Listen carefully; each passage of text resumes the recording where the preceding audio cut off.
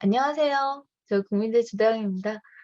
좀 이번에 이렇게 개발을 하게 돼서 너무 기쁘고요. 그리고 직접 만나뵐 기회가 사실은 없는데 이제 만들어 주셔서 자리를 만들어 주셔서 감사합니다. 못 오시는 분들을 위해서 문서로 정리를 조금 해 놨어요. 그래서 나중에 공유되고 이제 거기서 조금 더 궁금증을 해결하실 수도 있을 것 같습니다. 네, 감사합니다, 교수님. 오늘 세션이 크게 세 가지 부분으로 이루어져 있는데요. 먼저 저희 커뮤니티랑 과정 곳곳에 좀 궁금한 부분들이나 인상적이었던 부분들을 남겨주셨어요. 그 내용을 좀 저희가 질문들을 모아봤고요. 두 번째로는 요청을 주셨던 과제가 있어요. 그래서 그 시습과제를 중심으로 해서 교수님께서 피드백을 주시면서 어떻게 하면 더 잘할 수 있을까, 이런 팁들 좀 알려주시는 시간이 있고, 마지막으로 이렇게 사전 질문이랑 또 피드백 들으시면서 또 궁금한 게 생기실 수도 있을 것 같아서 현장에서 직접 여쭤보는 시간을 좀 가지려고 합니다. 자, 지금 공유가 안 되시거나 제 목소리가 너무 작은 분이 계실까요? 네, 소리 잘 들린다고 생각해도 될까요? 네. 감사합니다, 래프님. 감사합니다. 네, 제가 이제 지금 사전으로 주신 것들은 최대한 어제 것까지 이제 끌어와서 좀 정리를 했는데 예쁘게 만들지는 못했습니다, 시간 관계상. 네, 그래서 이제 모양은 이해를 해 주시고요.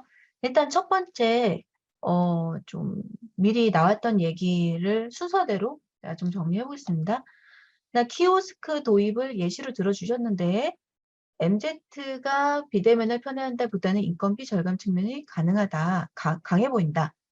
만약 잘못된 니즈 분석의 경우에 예상치 못한 방향으로 분석이 진행될 수 있는데 이러한 경우에 대비해 방향을 점검하는 프로세스가 따로 있느냐라는 질문을 해주셨는데요.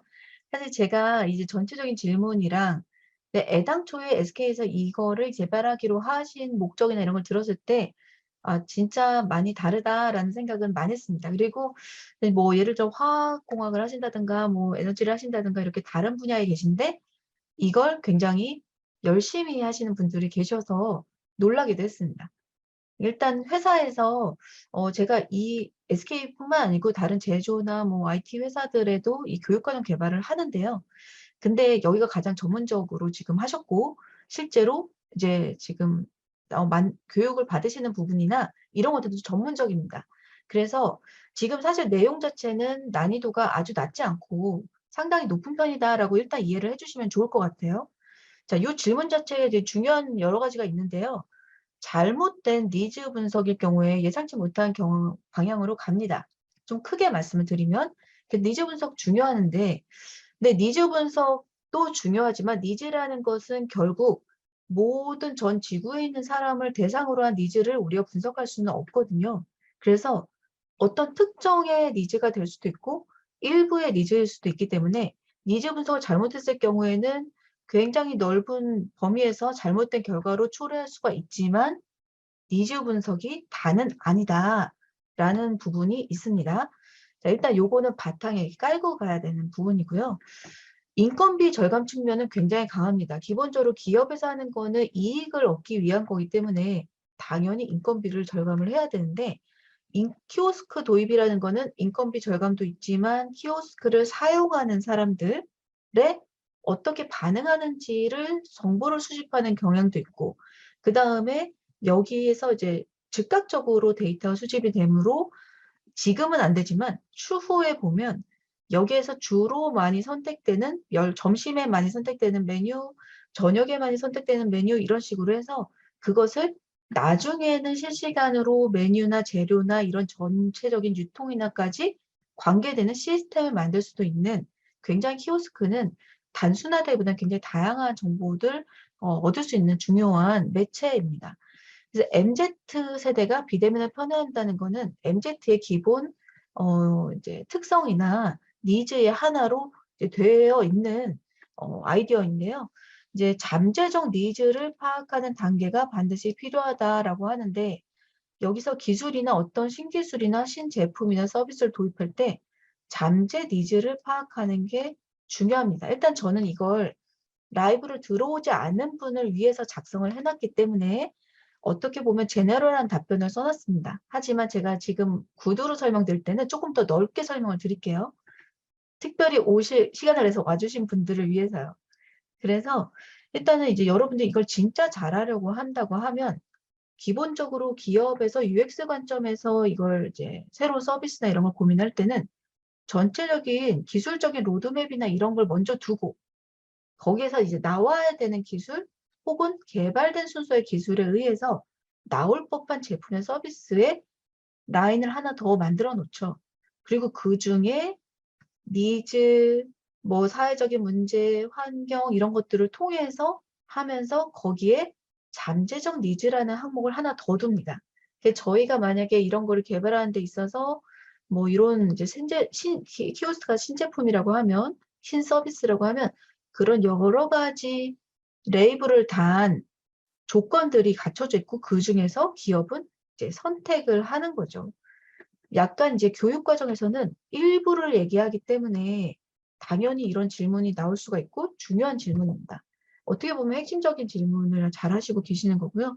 그래서 제너럴한 답변은 자, 요걸 읽어보시면 되는데 기업의 관점에서 전체적인 걸 얘기를 하자면 이제 이런 내용이 있는 거죠.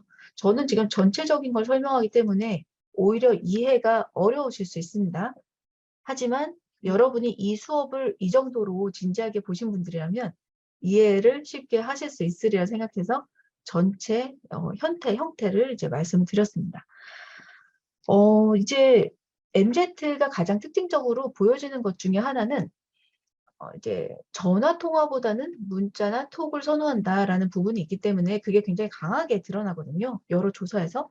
그래서 비대면을 편애한다라는 것을 중요한 포인트로 둡니다. 근데 이렇게 니즈를 파악할 때 UX 전문가라고 하면 어떤 조사나 인터뷰나 나타난 특징 같은 걸 다 조합해서 그중에서 이제 뽑아내는데 그중에 하나가 완전히 수치로 도드라지지 않더라도 이것이 추후에 장기간 갈 수 있는 것이냐 아니냐를 파악하게 됩니다. 잠재적 니즈라는 걸 이제 표면에 발로 드러나지 않아도 파악을 하는 거죠. 이건 어떻게 보면 굉장히 개인의 분석하는 사람의 능력이나 주관적인 측면 같은 것들이 작용을 합니다. 그래서 완전히 공식적으로 수학적으로는 되지 않는다라고 말씀을 드려야 될 것 같습니다. 자, 요거는 이제 그냥 제너럴하게 읽어보시면 될 것 같고 제가 이것과 별개로 설명을 드렸어요. 이화연 RF님이 미리 주어진 Q&A에 10분 정도 주셨는데 제가 조금 더 해야 될 것 같다고 미리 말씀을 드렸는데 시간이 되실지 모르겠습니다. 자, 두 번째 공감 지도 작성에 대해서 질문을 주셨는데요. 제가 쭉쭉 나갈게요. 네, 디스커버하고 이렇게 쭉 지나가는 이제 공감 지도 작성에서 이제 디스커버부터 얘기를 하는데 예시 답변은 공감하기가 어렵다. 제한적인 정보에서 과도한 추측성 답안이라고 생각돼서 제 공감 지도를 작성한 것이 쉽지 않았다. 짧은 인터뷰로 작성하는 것이 너무 어렵다. 이렇게 되는데 맞습니다. 그래서 공감지도 작성이건 뭐건 간에 UX라는 관점 혹은 서비스, 창의적인 뭐 이런 부분 혹은 또 서비스 개발, 뭐 제품 개발 어떤 이런 이제 창의적 문제 해결이라는 측면에서 보면 개인차가 굉장히 많습니다. 사실은 이 분야는 진입장벽이 낮은데 잘하는 사람은 적다. 극소수다라고 불리는 분야이기도 합니다. 그러니까 이제 굉장히 꼭대기는 좁은데 밑에가 이렇게 넓은 형태를 가지고 있는 거죠. 그래서 여러분들이 지금 이 교육 과정에서 하는 것들을 거의 다 이렇게 쭉 도시면 일반적으로 UX 전문가라고 활동을 하는 분들의 거의 버금가는 수준의 지식을 얻게 됩니다. 근데 그 다음에 굉장히 잘하게 되는 분야 이 윗꼭대기까지 가려면 이만큼이 경험이라는 게 좀 필요해서 케이스 스터디가 많을수록 꼭대기에 존재하는 케이스가 되는데요. 공간 지도 같은 경우도 기존의 이론적인 것만으로는 쉽게 정확하게 할 수가 없고요. 무엇보다 정확한 정답이 존재하지 않는다라고 해서 제가 학생들을 지도하거나 회사에 계신 분들을 할 때도 이제 수학처럼 정답이 딱 존재하는 것이 아니기 때문에 어렵다라는 그런 피드백을 많이 받는 부분입니다. 공감 지도뿐만 아니고 전체적으로 그렇습니다. 그래서 이제 인터뷰를 뭐 한두 시간을 하고 관찰을 몇 시간을 예를 들어 뭐 병원이나 슈퍼마켓이나 어떤 현장에서 하더라도 이것이 완전히 정답에 근접하게 되지는 않습니다. 하지만 공감 지도에서 중요한 부분은 이런 공감 지도라는 것들의 형태에 맞춰서 집어넣으면서 내가 생각하는 것이 맞는지 확인해가는 과정 같은 겁니다. 단편적으로 생각할 때는 이게 맞는지 틀린지 모르겠는데 쭉 늘어놓고 전체를 이제 계속 보다 보니까 이 부분에서 이거 정말 안 맞는 부분이 생기는구나 이런 것들을 찾아내는 방식이 가깝습니다. 이제 UX나 이런 이제 창의적 문제 해결 분야의 서비스를 만들거나 하는 데 있어서 국제 표준이 한두 개밖에 존재하지 않는데요. 그 한두 개도 그냥 러프한 문장으로 되어 있어요. 그것만큼 이제 이게 국제적으로 통용되는 아주 수학적으로 정확한 혹은 객관적인 기준이 존재하지 않고 큰 맥락, 컨텍스트만 존재하는 분야다라는 부분입니다. 그래서 이제 결과물이 누가 하느냐에 따라서 격차가 많이 나고 정답에서 가까워지기도 멀어지기도 하는 그런 결과를 얻게 되는데요. 여기 보면 고객의 행동, 생각에 대한 특징, 패턴, 니즈를 찾아내는 것에 특화되어 있는데 이런 방법들이 나온 이유 자체가 원래 처음에는 회의실에서 그냥 앉아서 고민만 하고 있었는데 막연하게 고민만 했더니 별로 나오지도 않고 결과적으로 나중에 프로젝트 끝내고 났더니 실제와 생각이 너무 격차가 나고 해서 어떻게 하면 이 간극을 정답에 가깝게 만들 수 있을까 해서 나온 방법론이 대부분입니다. 그래서 이거는 특히 이제 그런 부분에 집중을 해 있고 여기 패턴이나 어떤 특징, 니즈를 찾아내는 특화되어 있고 다른 것도 니즈를 찾는데요. 니즈를 막연하게 찾기보다는 한번 이렇게 쭉 늘어놓고 해보자라는 그래서 빈틈을 확인하자라는 부분에 집중되어 있는 방법이지 이것이 완전히 뭐 이렇게 어떻게 해야지 정답이 나온다라고 생각하기는 어렵습니다. 대다수가 그렇습니다. 그래서 대다수가 이제 완벽하게 머릿속에 깔끔하게 정리가 안 된다라는 느낌을 받으실 수 있습니다. 특히 공과 계열이거나 이학 계열에서 이제 공부를 하셨다면 더욱 그럴 수가 있습니다. 자, 공감 지도는 빈틈을 찾자. 그리고 제한된 정보에서 과도한 추측성 답안이라고 해도 일단은 작성을 해놓고 그 전체에서 보면서 빈틈을 찾다 보면 다시 이제 좀 더 정확한 걸 찾아내게 되는, 다시 만들게 되는 그런 방법을 이제 추구하는 방식인데 이것들이 많이 쓰이게 된 거는 사실 UX에 대한 방법론이나 이런 것들이 굉장히 많거든요. 그것에서 현장에서 막 쓰다 보니까 이게 효용이 있구나 해서 나온 것들이 지금 교육과정에 나타나 있는 겁니다. 실제로는 이보다 훨씬 많이 존재를 하는데 쓸모가 상대적으로 적은 거죠. 일단 그 다음 번 보겠습니다. 자, define 단계를 통해서 문제 정의하는 것은 핵심적인 거라고 생각을 하는데 잘못된 방향으로 정의한다. 맞습니다. 어떤 경우에는 잘못된 정의를 하는 경우가 있어요. 이제 그 정의를 하시는 분이 잘못 판단을 하는 거죠. 근데 보통 UX에서 이제 규모가 작은 그룹에서는 혼자 과정을 다 하고 전문가가 그 회사에 한 명밖에 없을 수 있는데 대체적으로 많은 몇 명의 사람, 복수의 사람이 존재를 합니다. 그래서 이게 이 사람은 이렇게 정의하고 저 사람은 저렇게 정의하고 하는 식으로 여러 명의 생각이 이제 종합돼서 진행이 되는데요.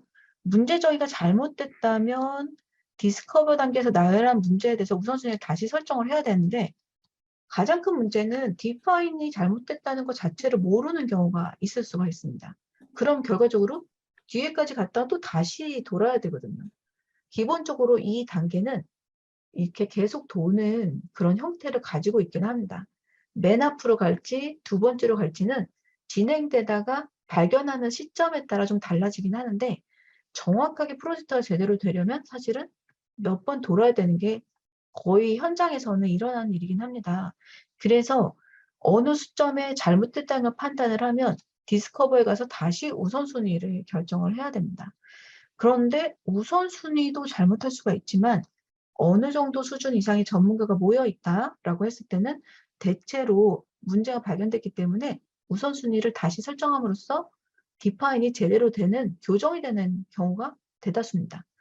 지금은 교육과정이기 때문에 여러분이 한 번 루틴을 도는 것 정도로 끝나게 되거든요.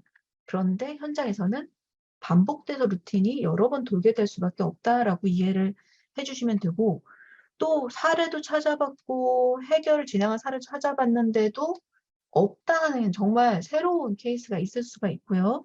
그럴 경우에는 이제 이 부분이 좀 더 어렵게 진행이 될 수가 있는 게 사실이고, 일반적으로 문제를 정의하고 테스트를 빠르게 반복해서, 여기 반복이라는 부분이 있는데요. 요걸 계속 빠르게 돌면서 찾아내는 게 기본적인 이제 해야 되는 일이다라고 생각을 해주시고, 그 과정에서 대다수는 디파인을 제대로 하게 된다라고 생각해 주시면 좋겠습니다. 하지만 이주원님이 핵심 부분이라고 하신 부분 맞고, 잘못된 방향 정의되었을 때도 나쁘고 맞고, 그 다음에 측정할 수 있는 방법은 수치적으로 어떤 자 같은 게 있어서 지표에 따라 측정할 수는 없으나, 진행하다 보니 테스트상의 문제가 발생해서 다시 앞으로 돌아가는 경우가 대다수다. 이렇게 봐주시면 좋을 것 같습니다. 어떤 경우에는 뭐 디파인을 해서 프로타이핑 했는데 거기서 심각한 오류가 발생돼서 다시 디스커버로 가는 경우, 이게 이제 일반적으로 소프트웨어 쪽에서 많이 발생합니다. 좀 빠르게 제가 설명하고 있는데요. 이화연 알프님, 이게 전달이 되고 있을까요? 이해가 되실까요? 네, 잘 전달되고 있고요. 네. 제가 아까 그 설명 주신 거에 하나만 짧게 네네네네. 첨언을 하자면, 네네네. 사실 저희가 교육 과정이 개인이 하는 태스크로 지금 진행을 하고 있어서 또 더 네네네. 어려우신 부분들이 네, 있는 것 맞습니다. 같아요. 이게 이런 여러 분석 명이 과정이 사실 여러 명이 협업해서 같이 토론하면서 진행하는 과정이다 맞습니다. 보니까 그 과정이 생략돼서 더 그런 어려움이 네. 있으실 거라고 생각이 됩니다. 네. 대부분의 교육 과정은 개인별로 이렇게 진행이 되는데, 실제로 현장에서는 복수의 사람이 존재를 하게 됩니다.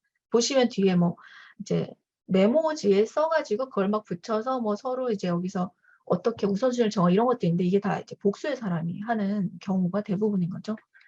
자, 그 다음에 많은 질문이 나왔던 How might we에 대한 질문인데요.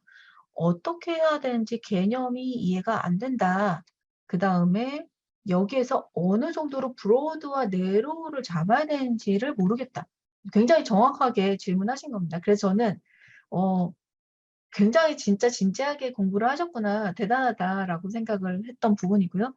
그 다음에 방법은 이해했는데 어떻게 구체화하고 좋은 질문으로 가는지.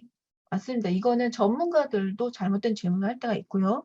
그 다음에 이제 질문 작성에게 또다시 질문에 근접한 내용을 의문문으로 가는 게 무척 힘들다라는 이야기를 이제 해주셨습니다. 자, How might we 같은 경우는 엄청 쉬운 방법은 아니에요. 근데 이제 일단 기본적으로 저희가 이 교육 과정에서는 목적으로 하는 것이 이제 카피라이트 같은 것에 저촉이 되지 않은 거를 좀 쓰려고 노력을 했고, 교육 과정 내용에 그 다음에 약간 너무 쉽지도 너무 어렵지도 않은 예시를 하고 싶다라는 것도 이제 들어있고, 그 다음에 여러분이 만약에 관련해서 조금 찾아보고 싶었을 때 온라인에서 너무 많이 등장하지 않는 거를 좀 실으려고 했었어요. 그러니까 너무 많이 본 것을 다시 재탕하고 싶진 않아서 어떻게 보면 조금 더 어려운 예시가 들어져 있을 수도 있다라고 생각을 합니다.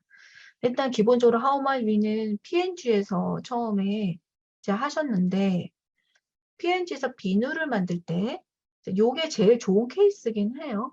자, 비누를 만들 때 경쟁사 비누가 너무 많이 팔려서 P&G에서는 초록색 스트라이프를 꼭 비누에 넣고 싶었는데, 경쟁사보다 어떻게 하면 우리가 더 좋은 초록색 스트라이프 비누를 만들까를 고민을 했던 케이스죠. 너무 유명한 케이스입니다.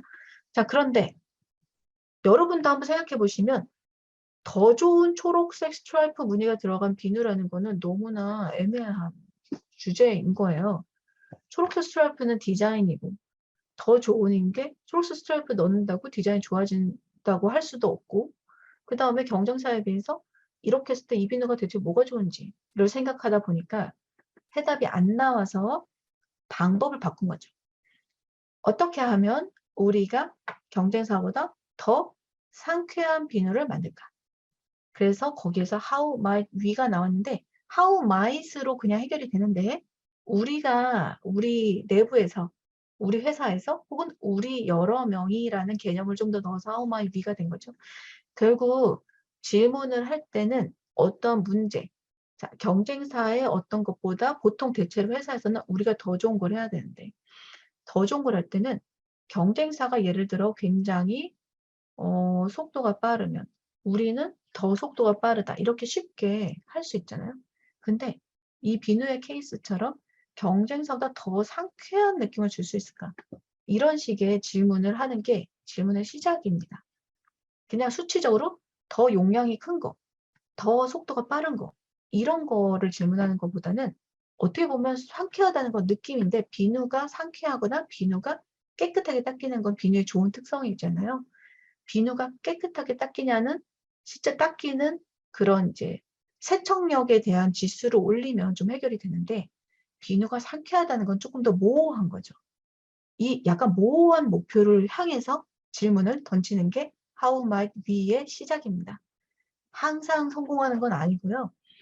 성공을 못할 수도 있습니다. 그래서 이제 그런 부분들이 어려움이 있는데 그래도 어쨌든 시작은 이렇게 어떤 감성적이거나 혹은 수치적으로 딱 들어가지 않는 부분에 대해서 질문을 먼저 던져서 더 좋은 서비스나 더 좋은 제품을 할 수 있을까? 이런 부분입니다. 자, 그래서 자, 일단 질문은 그렇게 시작을 하는데 too broad, too narrow 하면 안 되고 good question을 줘야 된다. 이 단어만 봐도 애매합니다. 어디까지가 broad하고 어디까지가 narrow하다고 알 수가 없잖아요.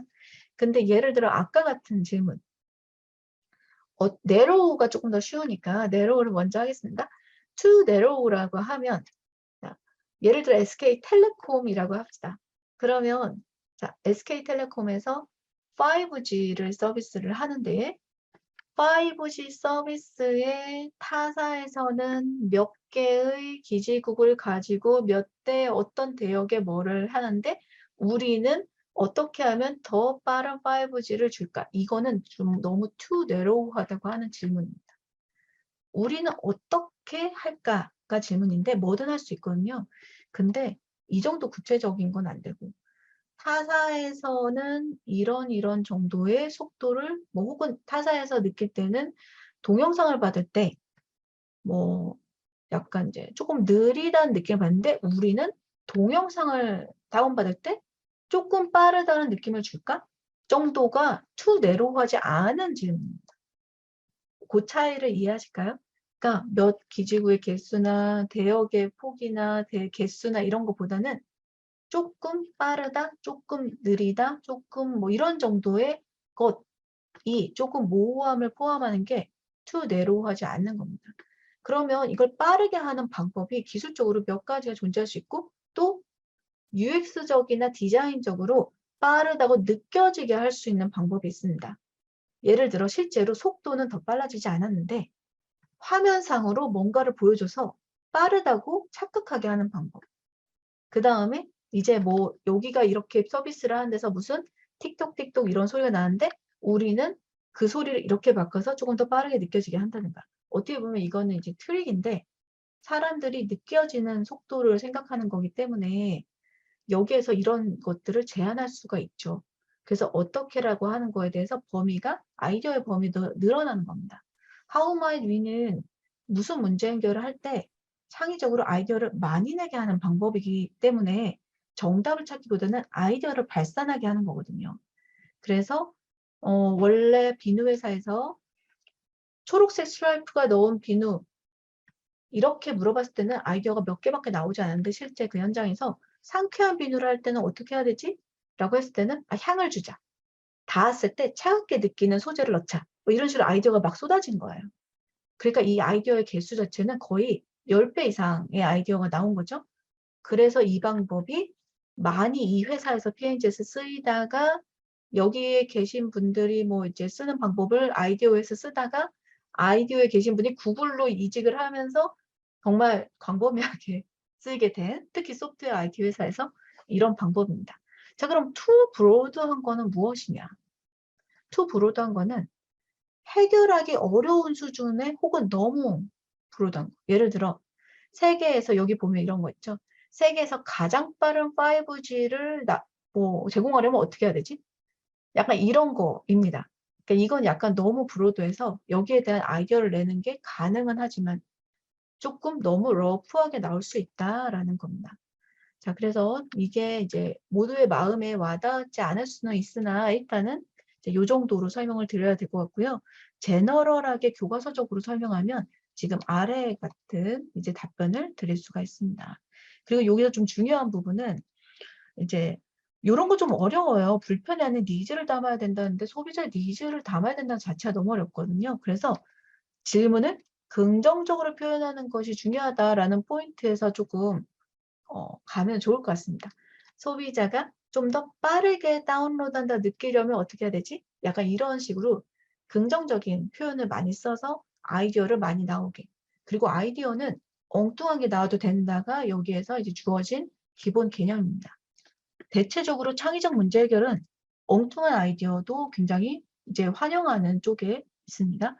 자, 그 다음에 아이디어 구체화 중 사전 부검 기법. 자, 사전 부검 기법은 이제 이거를 이 사전 부검 기법만 써서 문제를 해결하는 경우가 많다기보다는 사전 부검 기법도 써서 문제를 해결하는 경우가 더 많습니다. 그래서 요걸로만 프로젝트를 하지 않고 저희가 만약에 프로젝트 하나를 하면 보통 사용하는 이런 방법론, 문제 해결 방법론이 적게는 서너 개, 많게는 20개까지 사용합니다. 프로젝트 하나에.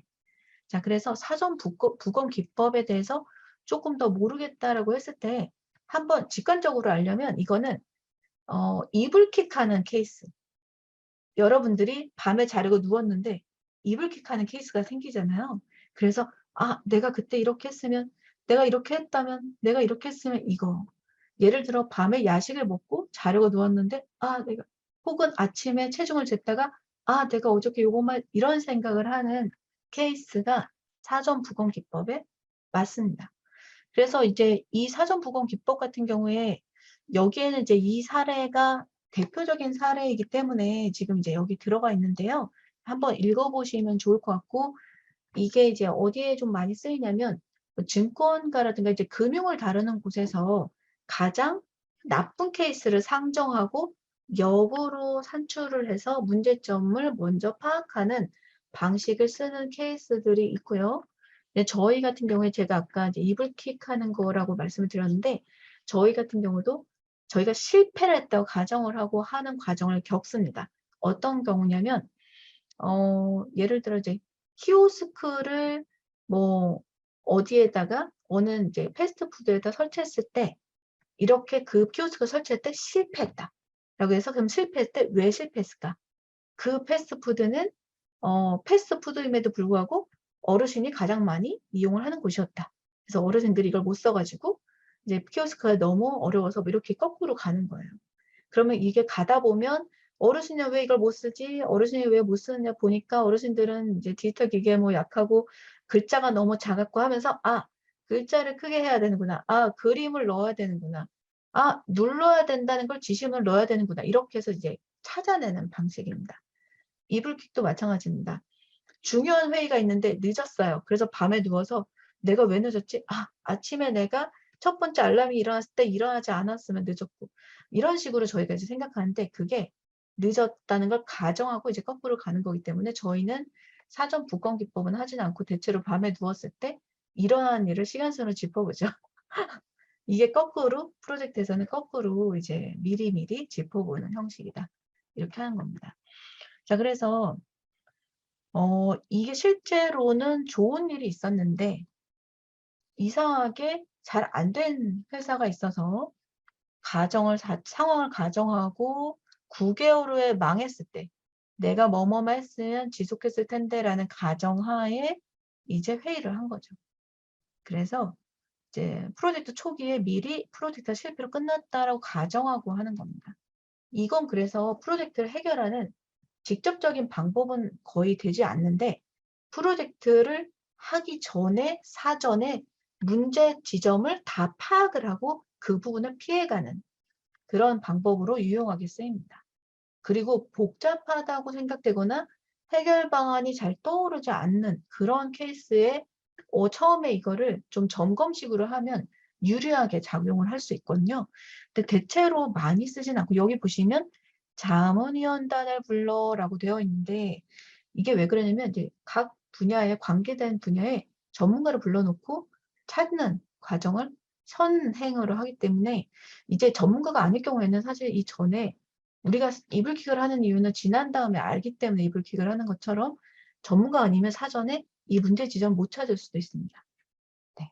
그래서 이 문제정의 요 부분에서의 이제 사전 그 부검 기법은 뭐 어디 이제 모험을 떠나서 반지의 제왕처럼 뭐 산과 들을 건너서 산을 넘어서 뭐 이런 것처럼 대체로 그런 그림으로 설명을 많이 하게 됩니다. 왜냐면 가다 보면 개울도 나오고 다리가 끊어지기도 하고 이런 문제가 생길 수도 있으니까요. 네, 그런 관점에서 이해해 주시면 좋을 것 같습니다. 자, 그다음에 시간이 제가 꽤 길게 진행이 되고 있어서 네, 지금 이화연 아르프님 얼굴색이 파래졌어요. 네, 제가 1시간까지 하겠다고 말씀을 드렸고요. 그다음에 이제 만다라트가 있는데 만다라트는 이제 불교 계열에서 티베트 같은 데 되게 그리고 인도에서 그리고 하는 그런 그림인데 중앙을 중심으로 빙글빙글 돌게 되어 있죠.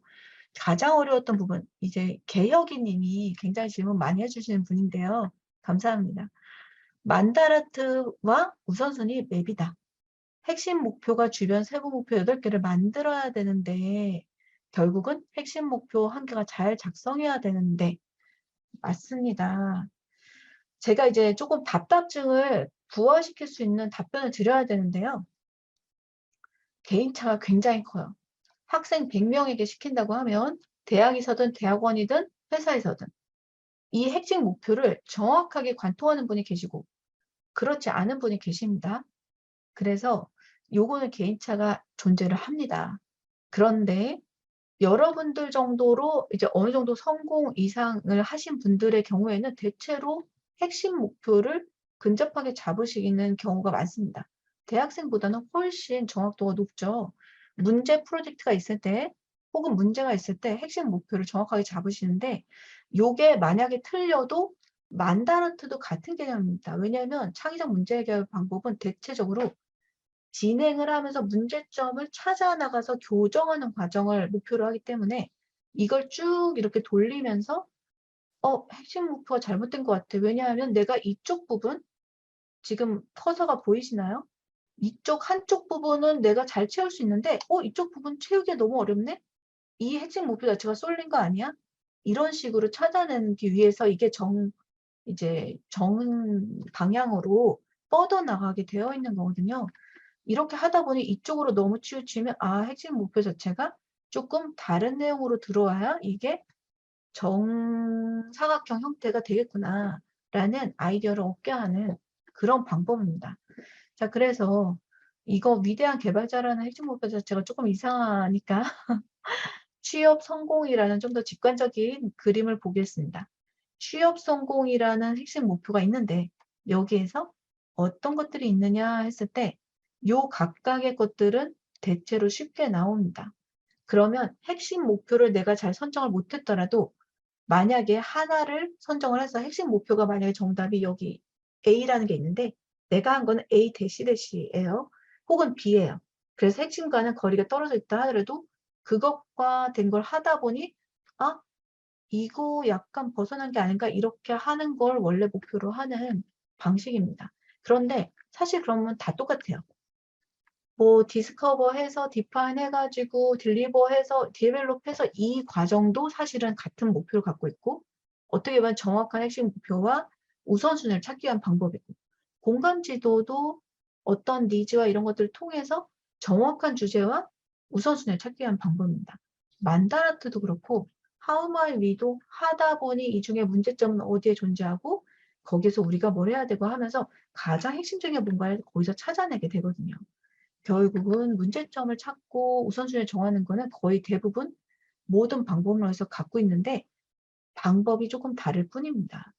그래서 만다르트 방법을 우선적으로 쓰는 뭐 UX 전문가가 있나 하면 공간 지도를 주로 쓰는 분이 있고 또 How My We를 쓰는 분들이 있고 하는데 제가 아까 말씀드린 것처럼 적게는 서너 개, 많게는 20개까지도 쓰는 이유가 여러 가지 방법을 통해서 조금 더 정밀하게 찾아가는 과정을 거치는 거죠. 저희 연구실에서 조금 많이 쓰는 편이에요. 다양하게. 그리고 저희는 이제 뭐 기계과에서 쓰는 방법, 산업공학에 쓰는 방법, 인간공학에 쓰는 방법도 해서 이게 이건 대체로 머릿속에서 대화 이런 것들을 통해서 해결이 되기 때문에 좀 더 정확한 객관성을 갖추려고 신체적인 것, 기계적인 것, 기술적인 것, 수학적인 거를 더 더해서 더 찾아가는 거예요. 그렇기 때문에 저희가 이제 프로젝트나 이런 경험치를 많이 쌓는 이유가 더 정밀한 결과를 내는 건데 이것들을 다 하려면 결국 에너지, 인력, 시간, 자본이 필요하게 됩니다. 그래서 이거를 개인이 하시면서 아마 힘드실 거예요. 개인이 하기에는 분량이 상당히 많은 교육 과정이고요. 하지만 여기 말씀하신 것처럼 핵심 목표가 잘 돼야 되는 게 좋지만 만약에 못할 경우에도 핵심 목표에서 8가지 세부 목표를 적은 것을 제대로 한다면 이 자체에서 A는 못해도 A 대시나 A 다시 혹은 B 이런 식의 근접한 결과의 만다르트가 생성이 되거든요. 그걸 보다 보면 이제 원래 문제와 거리가 좀 있어서 이 중에 다시 옮겨가자라고 생각해서 다시 돌 수가 있는 거죠. 조금 이제 되게 리커시브하게 하기 때문에 너무 비효율적이지 않나라고 생각이 듭니다. 이 방법론 자체가. 그래서 복수의 사람이 같이 해서 약간 여기에서 조금 이 비효율적인 부분을 좀 줄여가는 걸 목표로 하고 있고요. 그래서 UX나 이런 것들을 하는 팀은 약간 다른 사람들을 존재로 해서 대중의 눈을 반영하는 게 좋겠다라는 가정하에 인력을 뽑게 됩니다. 아이디어에 굉장히 다양한 분야의 사람이 모여 있고 페이북이나 이런 구글에도 이렇게 철학이나 심리학하는 사람들 이런 사람들이 모여 있는 이유가 이제 그런 부분입니다. 자, 그다음에 이주원 님도 굉장히 질문을 많이 해주시는 분인데요. 프로토타입은 현업에서 많이 사용합니다. 유형에 대해서 주의해야 될 부분을 알려주시면 좋겠습니다. 해주셔서 제가 일단 작성을 해놨습니다. 근데 프로토타입에 관통하는 주의점이 있습니다. 프로토타입에는 너무 거기에 집착하거나 너무 길게 에너지를 투입하지 말자. 기본적으로 프로토타입은 테스트를 다양하게 여러 번 해보는 것이 가장 베스트다.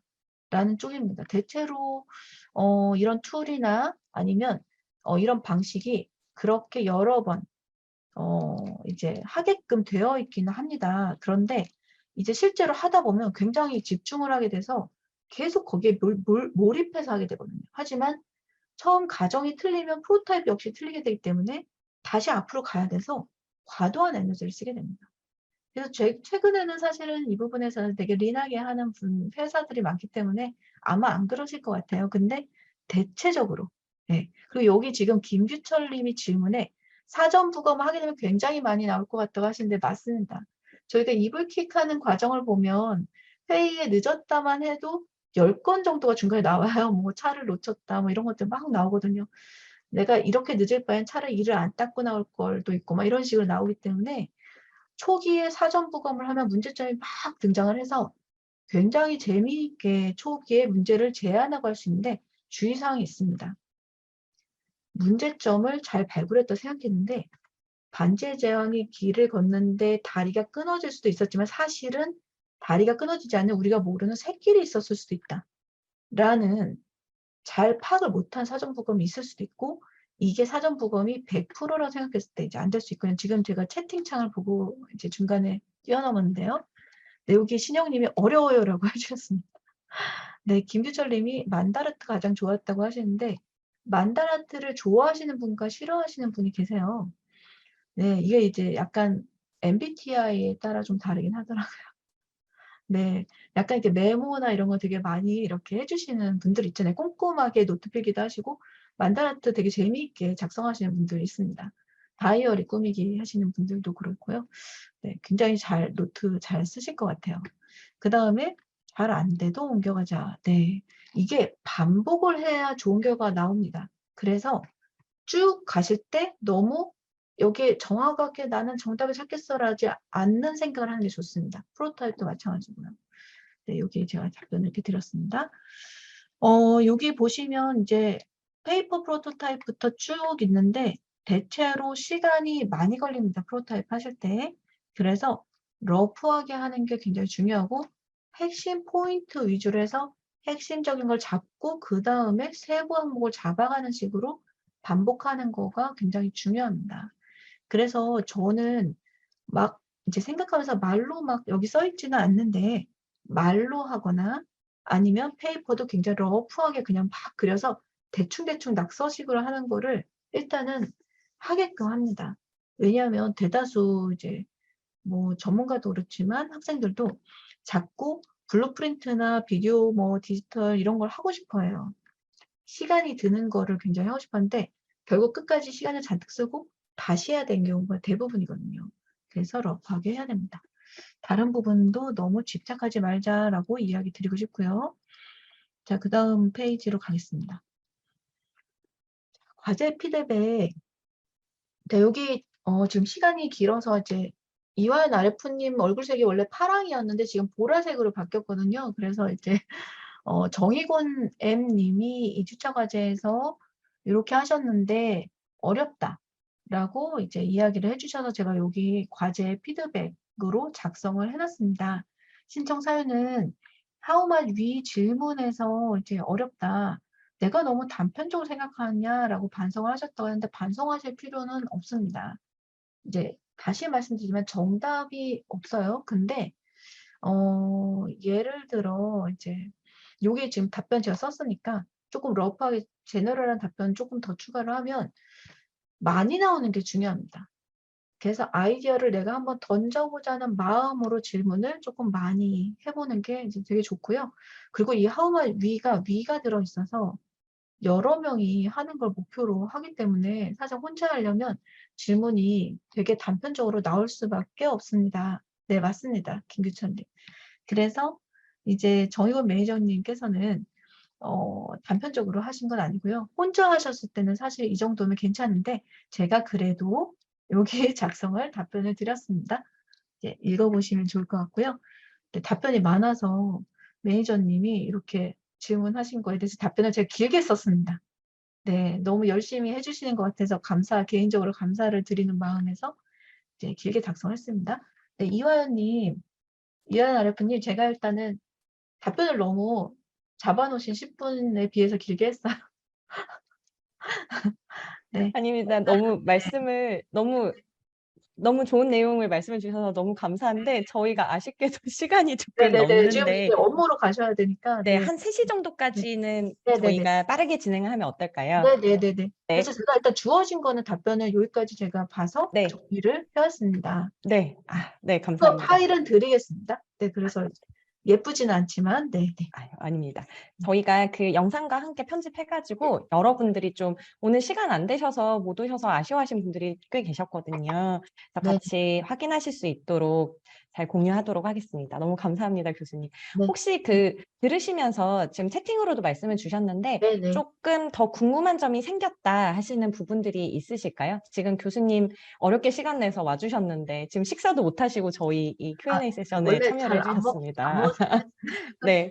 네. 이 저녁을 소중한 제대로 먹 시간을 네, 활용해서 좀 요거 추가적으로 조금 궁금하다 아니면 팁이 좀 필요하다 하시는 부분이 있으실까요? 아마 대체적으로 이렇게 아까 처음에 말한 것처럼 정답이 없어서 네. 어렵다. '내가 과연 잘하는 건가?'라고 생각하실 텐데 만약에 저희가 이 교육 시스템이 인공지능이 깔려 있어 가지고 기입하시는 거를 문장을 분석해서 정답에 당신은 정답은 없지만 모범 답안에 80 몇 프로 도착했습니다. 여기만 모자랍니다라고 하면 정말 베스트일 것 같긴 한데요. 대체로 제가 이제 올려주신 분이 많지는 않으시니까 이제 들어가서 보면 대체로 이제 근접하게 하고는 계시지만 제 생각에 아마도 여러분이 같이 하시면 훨씬 더 음. 정답에 가깝게 하실 수 있으실 것 같기는 해요. 그래서 조금 약간 여기 네 정답이 맞는지 아닌지가 이거는 학생도 마찬가지고 전문가도 마찬가지인데요. 그래서 이걸 하실 때 항상 제가 학생들한테 이렇게 얘기해요. 제가 아이디어에서 인턴을 한 적이 있어요, 대학원 때. 이제 저는 영국에서 런던에서 했었는데 점심에 와인 한 잔이나 맥주 한 잔을 하고 이 세션을 많이 해요, 점심 먹을 때. 맥주를 많이 먹죠, 런던이니까. 그래서 와인이나 제가 있던 팀은 팀장님이 와인 좋아해 가지고 와인 한 잔을 꼭 먹고 해서 약간 취한 상태로 많이 하는데 대체로 이렇게 약간 어깨에 힘도 빼고 옷도 편안하게 입고 뭘 먹으면서 하는 게 되게 좋아요. 그래서 실제로 이런 워크숍을 할 때 먹을 걸 많이 줍니다. 실제 현장 이제 이화연 RF님이나 승원 RF님 아마 아실 것 같은데요. 먹을 걸 많이 주고 그다음에 막 떠들게 하고 하는데 이런 것들을 반영한 게 뭐 애플사에서 이렇게 왜 가운데 공원 광장처럼 해 놓고 먹은 건 해 놓고서 이렇게 쭉 퍼지게 해서 중앙집권형의 공간을 만들었는데 거기다 모이게 하고 구글사에서 뭐 이렇게 알록달록하게 하고 하는 게 전부 이게 약간 어깨짐을 빼고 마구 쏟아내다라는 건 있는데 거기는 술은 없더라고요. 근데 일단 런던에서는 이제 술을 먹고 합니다. 그래서 기본적으로는 그런 부분 네. 굉장히 그렇게 했을 때 창의적이라는 게 어디에 답이 있는지 모르는데 저희가 답이라고 생각하는 게 전문가들이 있잖아요. 근데 그것도 꼰대식의 이제 규격화된 답이기 때문에 갑자기 정말 좋은 게 나오려면 약간 이제 취한 상태가 상당히 도움이 된다. 그래서 엉뚱한 생각이 최적의 답이 될 때도 있다라는 부분에 이제 좀 이제 요소가 있고요. 지금은 그걸 못 하니까 온라인에서 장점은 온라인에 만약에 커뮤니티라는 게 존재를 하더라고요. 그래서 거기서 만약에 여러분이 막 한다고 하면 굉장히 사실은 좋은 장소긴 합니다. 오프라인보다 더 많이 모을 수 있으니까요. 그래서 고런 부분들이 활성화가 됐을 때 효과가 생길 수가 있다라고 이제 말씀을 드려야 될 것 같습니다. 실제로 현장에서는 많이 뭘 먹고 떠들면서 시끄러운 분위기에서 하는 경우가 많습니다. 네. 그리고 또 한 가지는 시간을 너무 투자하지 않는 거 괜찮습니다. 이게 이제 아인슈타인이 그런 얘기를 했다고 하는데요. 이제 증거를 막 찾아 가지고 근거를 하는 것보다 그냥 머릿속에 떠오르는 걸 하는 게 정답일 경우가 더 많다라는 얘기를 한 적이 있는데 비슷한 얘기 되게 많이 합니다. 여러분 잘 아시는 목욕하다가 유레카하는 그런 케이스인데요. 아마 샤워하거나 자다가 좋은 생각이 나는 분들이 계실 거예요. 대체로 저희 뇌의 활동 방식 때문에 그렇습니다. 원래 뇌에는 무의식 중에 굉장히 많은 정보를 넣어 놓고 사실 전점에서 생각하는 건 굉장히 적은 양만 생각을 하기 때문에 데이터는 이쪽에 되게 많아서 무의식은 딥러닝 스타일로 해서 거기서 이제 답을 정답에 가까운 걸 던지거든요. 그게 우리가 갑자기 머릿속에 스파크가 일는 것처럼 나오는 건데 시간이 길면 길수록 새로 대화하면서 나오는 아이디어가 여기에 의식적으로 들어가기 때문에 그 안에 갇히는 현상이 있어요. 그래서 시끄러운 오픈 스페이스에서 막 먹고 무의식 중에서 튀어나오게 하되 짧은 시간이라는 이제 워크숍일 때 너무 긴 시간을 하면 이제 별로 결과 좋지 않고요. 약간 짧게 하고 리프레시하고 다시 짧게 하고 리프레시하고 이런 것들이 실제로 좋게 쓰여집니다. 네, 그래서 이제 고런 부분들이 이제 이거 항상 그런 건 아니고 제가 이제 뭐 예를 들어 디스코드에서 한다든가 아이디어에서 한다든가 할 때는 이런 식으로 많이 하고 그다음에 뭐 브라운백 같은 식으로 이렇게 점심시간을 통해서 하기도 하고요. 이제 그런 부분 참고하시면 이제 좋을 것 같습니다. 시간이 길지 않은 게 좋다. 빠르게. 네. 네, 요 얘기를 말씀드려야 될 것 같아요.